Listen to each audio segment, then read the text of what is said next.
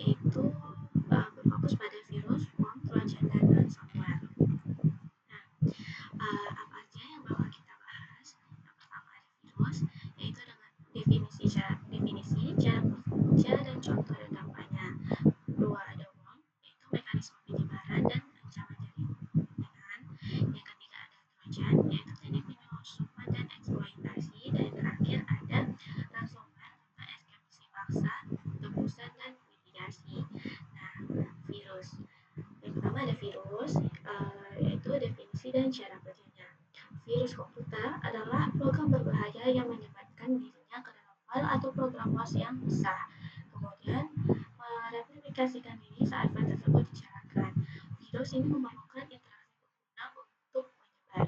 Nah, siklus hidup virus ini, yang pertama itu ada dorman, yaitu virus tidak aktif, yaitu menunggu kondisi tertentu untuk berjalan. Kedua ada propagation, di mana virus ini menyalain dirinya ke program atau disk lain. Dan yang ketiga ada triggering, yaitu virus diaktifkan oleh suatu event seperti tanggal, aksi, pengguna. Dan yang terakhir ada execution, di mana payload dijalankan, lalu ia akan merusak file, mencuri data, dan lain-lainnya. Jenis-jenis dan contoh nyatanya, yang pertama ada boot sektor virus.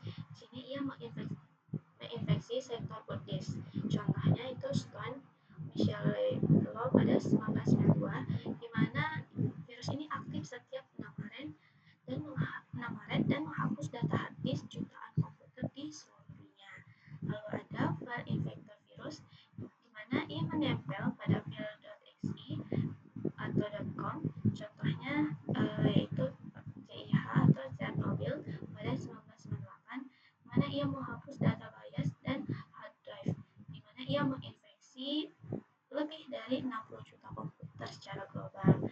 Yang ketiga ada makrovirus yang menyerang dokumen Office. Contohnya itu pada kasus Melissa tahun 1999, mana ia menyebar via email Word yang menyebabkan kerugian lebih kurang 40 juta US dollar akibat overload server.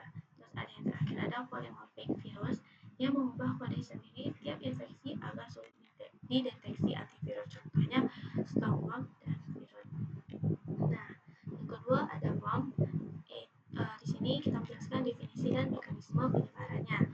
Worm adalah makhluk yang dapat mereplikasikan diri secara mandiri melalui jaringan tanpa memerlukan file host atau interaksi pengguna.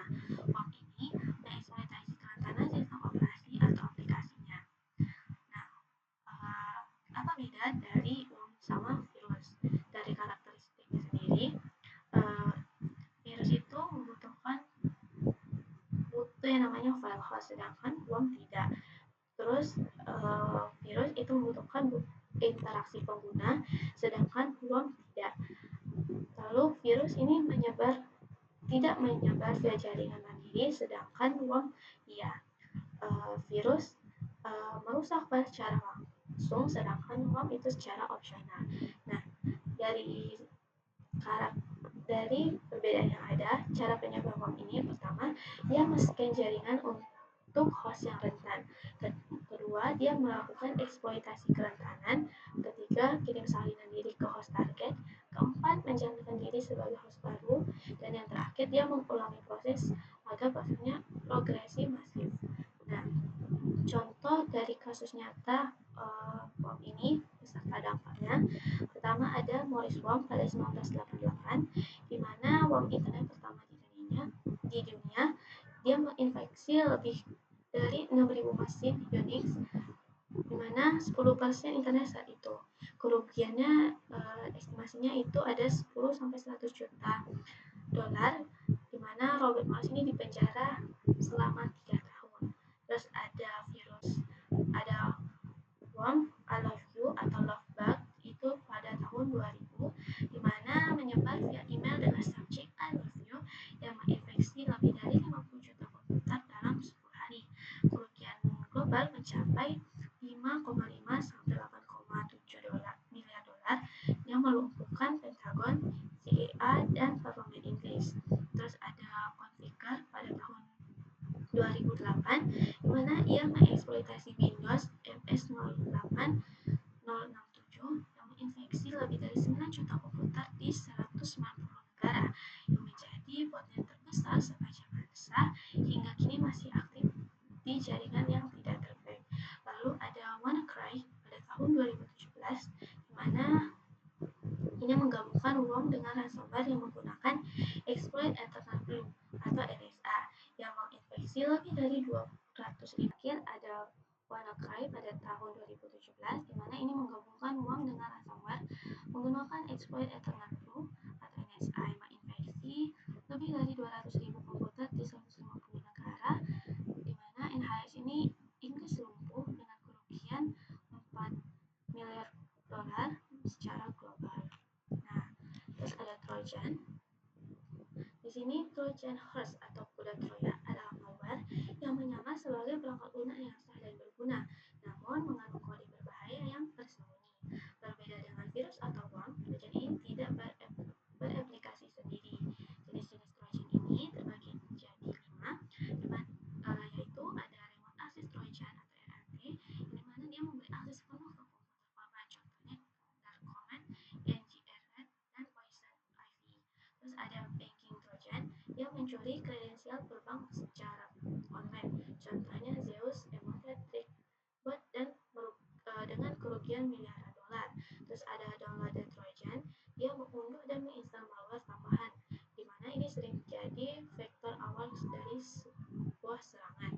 Terus ada Backdoor Trojan, di mana ia membuka pintu belakang sistem untuk akses ilegal jangka panjang.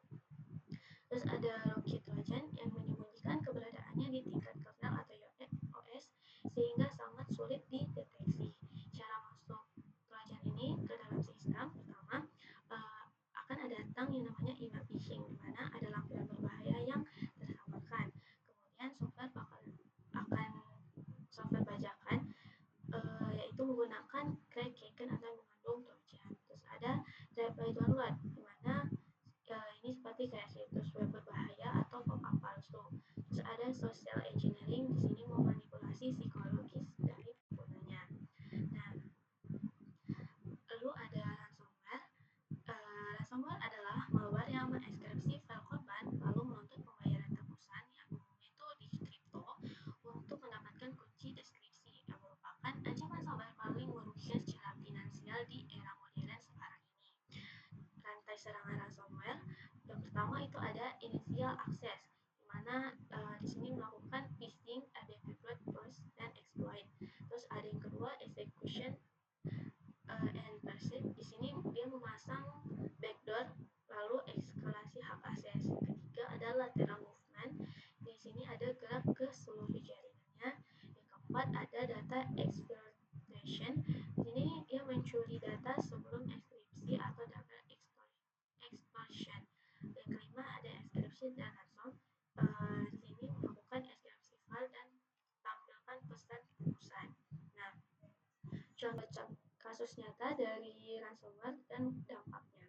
Pertama ada WannaCry pada 2017, ia mengeksploitasi Eternal Blue lebih dari 200.000 sistem di 150 negara. NHS UK lumpuh dengan kerugian globalnya itu 4 miliar dolar yang diduga dari kelompok Lazarus dari Korea Utara. Terus ada NotPetya 2017, di mana ia menyamar sebagai ransomware namun sebenarnya wifi destruktif dengan targetnya yaitu Ukraina yang menyebar ke Mars dan PetEx yang dengan kerugian lebih dari 10 miliar dolar dan serangan cyber termahal dalam sejarah. Lalu ada Colonial Pipeline pada 2021, di mana Darkseid ransomware ini menargetkan infrastruktur pipa bahan bakar terbesar AS yang dibayar lebih dari 4,4 juta dolar BTC tebusan dengan kelangkaan bahan bakar di pantai timur AS selama beberapa hari. Dan terakhir ada PDNS Indonesia pada 2024, di mana Brandtipa ransomware atau Lockbit 3.0 ini menyerang pusat data nasional sementara. Lebih dari 282 instansi pemerintah terdampak, di mana data tidak di backup, diminta tebusan 8 juta dolar. Nah, berikut merupakan perbandingan dari virus, worm, trojan, dan ransomware. Dengan bisa dilihat di karakteristiknya ada self replication detection itu di virus itu ada, jailbreak ada, trojan tidak ada, ransomware tidak ada. Lalu ada butuh file host, virus membutuhkan, bom tidak, trojan tidak, ransomware tidak. Lalu menyebar via jaringan, virus ini secara terbatas, secara otomatis, trojan tidak, dan ransomware iya. Lalu butuh interaksi user, virus iya, bom tidak, trojan ya, dan ransomware secara awal. Nah, tujuan utamanya, virus ini merusak file, bom menyebar luas, trojan mencuri akses data, dan ransomware itu tebusan atau uang. Metode deteksi, virus ini dideteksi dengan cara signature AV, transform anomali jaringan, trojan behavior analysis, dan untuk ransomware sendiri itu ada enskripsi anomali. Nah, contoh terkenal dari kasusnya itu ada di virus ada Michelle Lagiro, terus di Wong ada WannaCry dan Corvicar, di trojan ada Zeus dan Amotet, dan ransomware sendiri ada Lockbit dan Darkseid. Nah, lalu pencegahan dan mitigasi atau langkah perlindungan sistem. Pertama, itu kita melakukan update dan patch secara rutin, yaitu selalu update OS dan software. Sebagian besar serangan ini mengeksploitasi kerentanan yang sudah ada patch-nya. Lalu melakukan backup 321, yaitu 3 salinan data, 2 media berbeda, 1 offset atau offsite atau offline, di mana backup rutin ini mencegah kehilangan data total akibat ransomware. Yang ketiga ada antivirus dan IDR, di mana kita menggunakan antivirus berlapis dan plus endpoint detection dan response untuk mendeteksi behavior anomali yang belum dikenal. Terus aware tentang phishing, di mana kita melatih pengguna mengenali yang namanya email phishing, karena lebih dari 90% malware ini masuk melalui phishing. Yang kelima ada list privilege, di mana batasi hak akses user hanya sesuai kebutuhan. Cegah lateral movement dengan segmentasi jaringan. Yang terakhir ada firewall dan EDS or IPS, di mana monitor lalu lintas jaringan. IDS atau IPS ini dapat mendeteksi pola serangan bom dan komunikasi C2 Trojan.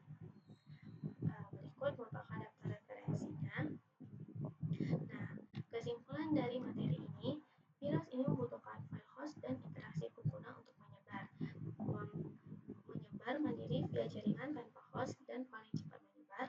Lalu ada trojan, ini dia menyamar sebagai software yang sah, namun berbahaya karena tersembunyi. Dan yang terakhir adalah ransomware, ini paling destruktif karena secara finansial di era modern. Sekian presentasi yang